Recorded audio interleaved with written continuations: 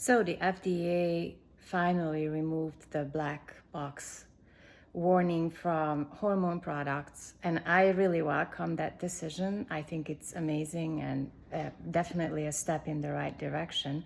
But I also want to add that I think this isn't all that we need. I think what we need, most importantly, is more research on bioidentical hormone replacement therapy. At the time, the government and some other sources poured a lot of money into the WHI, the Women's Health Initiative, research on synthetics. And that's why we have all this problem now, because those were the findings that purportedly established a link between breast cancer and hormone replacement.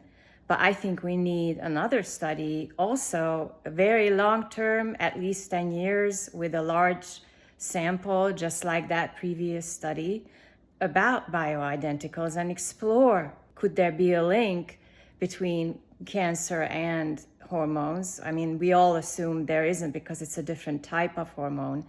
And I certainly hope there isn't. I'm still using it, even if there is, I don't care. But we also need to study other things about hormone replacements, such as what are the most efficient delivery routes? Does that matter? What about the administration of hormone therapy, static versus cycling? How does this impact longevity? And what are the mechanisms behind that? Where else is it helpful? What about the dosages? What are the maximum or minimum dosages where these longevity effects kick in? Of course, this type of research would cost a ton of money.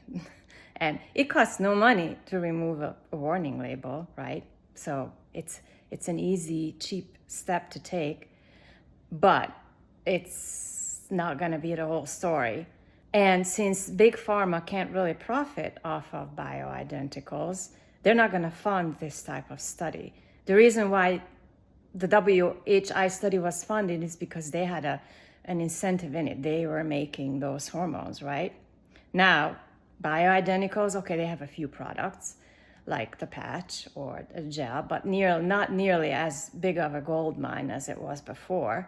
So the government needs to step up and fund this large-scale study on bioidentical hormone replacement therapy.